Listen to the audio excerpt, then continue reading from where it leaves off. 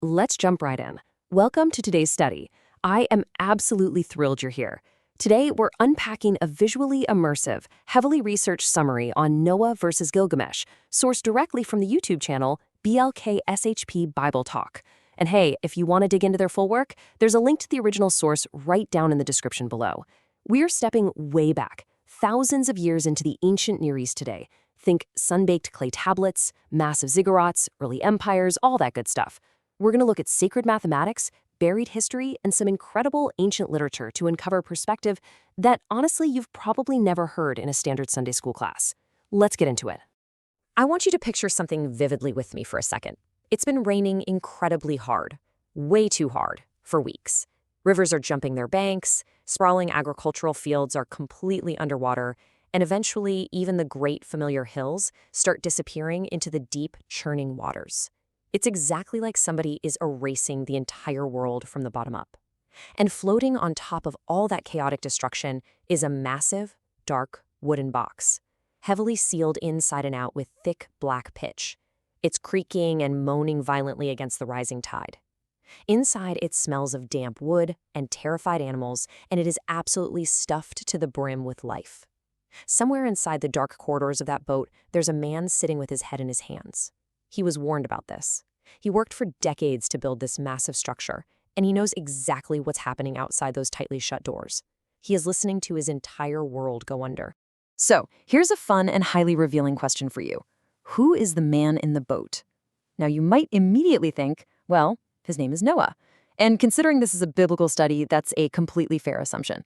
But if you were an ancient Babylonian scribe reading over this exact same historical memory on a cuneiform tablet, you'd give a completely different answer.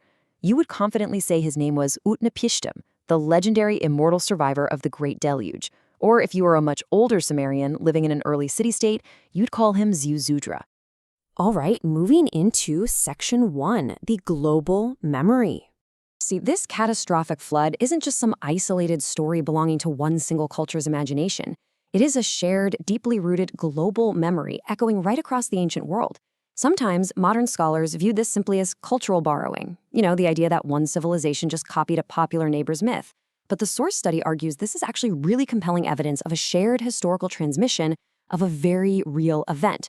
We can tick right through these global flood heroes. We've got Noah in the Hebrew tradition, Utnapishtim for the Babylonians, Ziusudra for the Sumerians, but the memory travels way farther than Mesopotamia. Cross the sea to ancient Greece, and you find the story of Deucalion surviving a massive flood. Head further east into ancient India, and a king named Manu survives a huge deluge after getting a divine warning from a giant fish. Despite being separated by thousands of miles, massive oceans, and entire centuries of history, all these vastly different cultures remember a strikingly similar apocalyptic event. Let's look at Section 2, built by sacred numbers. To really understand why the Hebrew account in Genesis looks the way it does compared to the others, this study explains that we have to bridge the ancient worlds. We have to look at the world the biblical patriarch Abram originally came from. When Abram migrated out of Ur, he didn't arrive with an empty head. He brought highly sophisticated Mesopotamian culture, administration, and specifically, their sacred mathematics with him. And the core of that mathematical framework is the number 60. Ancient Sumerian math used a base 60 system. They absolutely loved this number because of its perfect divisibility, and it mapped beautifully onto their advanced astronomy. Believe it or not, it's a system we still rely on every single day for tracking time. 60 seconds in a minute, 60 minutes in an hour, 360 degrees in a circle. But for the ancient Mesopotamians, these weren't just literal measurements for balancing a ledger. Numbers like 60 carried immense theological weight. They were viewed as sacred building blocks used to honor significant historical figures and convey divine meaning, rather than just acting as simple math. And knowing that completely deconstructs some of our modern assumptions. You've probably heard the commonly assumed 6,000-year age of humanity, but that 6,000-year number isn't actually a verse written anywhere in the text. It's a modern literalist calculation made centuries later. The study points out that the ages listed in the Genesis 5 genealogies leading up to the flood were actually built using this exact sacred Mesopotamian math.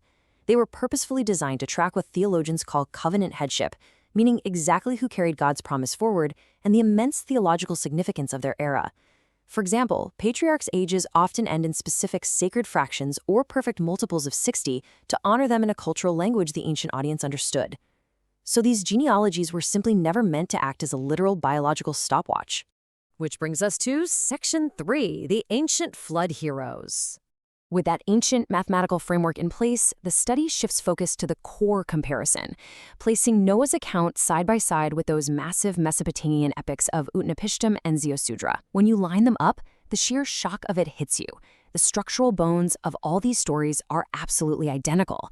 A divine warning is issued to one specific man, a massive boat is built, a terrifying global wipeout violently erases a deeply corrupt civilization, and finally, the hero is saved to restart humanity. Across all these diverse cultures, those exact same four mechanical plot points act as a historical hinge, ending one world and starting another. But those plot points are exactly where the similarities end.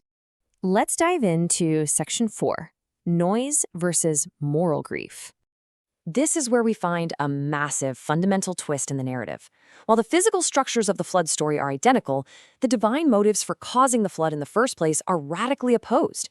In the Babylonian epics like Atrahasis and Gilgamesh, the gods send the flood because humans are simply too noisy.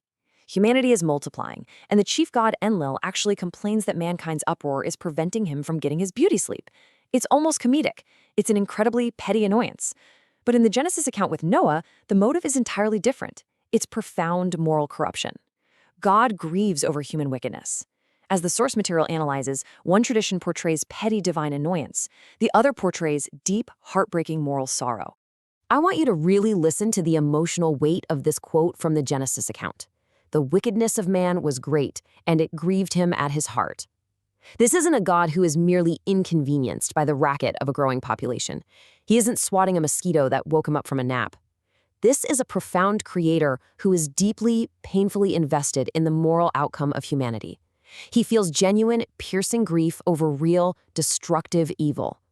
It's the pain of a loving parent mourning a child who is actively self-destructing, rather than the anger of a frustrated tyrant. The true difference between these ancient texts isn't really about carbon dating clay tablets or figuring out who wrote their version first. It is fundamentally about the character of the divine and the dignity of humanity. On one side, you have small gods bothered by human noise and striking out in sheer selfishness, treating humans like pests. On the other side, you have a big god, one who actually cares about evil and is principled enough to act on it. Genesis gives humanity incredible agency and dignity. It places the blame for judgment squarely on real human wickedness, showing a civilization that actually earned its judgment through moral choices. This takes us to Section 5, Rescue from a Rotting World. The source material provides a brilliant pivot here, completely reframing the flood story.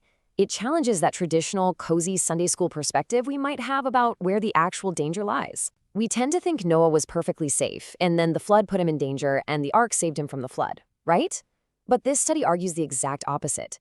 The actual threat was the civilization itself. The text describes an earth filled with systemic violence, deep corruption, in a society that had completely lost its moral compass. Noah was in mortal danger before a single drop of rain ever fell from the sky. The chaotic rising floodwaters weren't the threat at all. They were the escape vehicle. As the study powerfully notes, and this is a paradigm shift that demands a second to sink in, the water was never the danger. The water was the exit vehicle. Think about the function of the ark here. It's exactly like God using the terrifying parted waters of the Red Sea to rescue the Israelites from the true, immediate danger of the pursuing Egyptian army. The massive flood was simply the mechanism God used to pull Noah out of a civilization that was completely and utterly beyond saving. And this brings the ancient history right into the psychology of our modern lives. The core principle is this: getting inside the boat is always safer than staying outside in a rotting world. This matters incredibly today because human nature strongly prefers the normalcy of a dying culture over the sheer unknown of an escape vehicle. Leaving a familiar but highly dangerous situation, whether that's a deeply toxic environment, a bad habit, or a corrupt system, feels terrifying.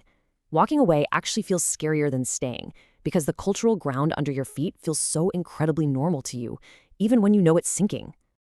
But being pulled out of a sinking world is incredibly disruptive, and it comes with a steep psychological cost. It means leaving the familiar behind. It means facing intense misunderstanding and social isolation. I mean, just picture the mockery Noah must have faced, looking like an absolute lunatic building a massive naval vessel on dry land for decades while everyone around him just laughed and carried on. Surviving requires slamming the door on corruption and fully trusting a terrifying escape vehicle. The cost of leaving might feel incredibly high to us in the moment, but the harsh reality this text presents is that the cost of staying is total destruction. To wrap up our summary on Noah versus Gilgamesh from BLK Shape Bible Talk, the crucial point to remember is this. The story isn't just about a big boat and a menagerie of animals. It is about what it actually costs to survive a sinking world. These shared ancient records spanning across the globe point to a very real, globally remembered historical event. They forcefully remind us that moral judgment is real, but so is profound salvation, even when that salvation looks like stepping into a dark, creaking wooden box. Which leaves us with a final, profound thought to deeply consider. The true question for you today isn't just about untangling the fascinating depths of ancient Near Eastern history. It is highly personal. What world do you need to leave behind before the waters rise? Thank you so much for joining me for this study. I hope this permanently reframes how you look at these ancient epics and leaves you curious to dig in and learn even more.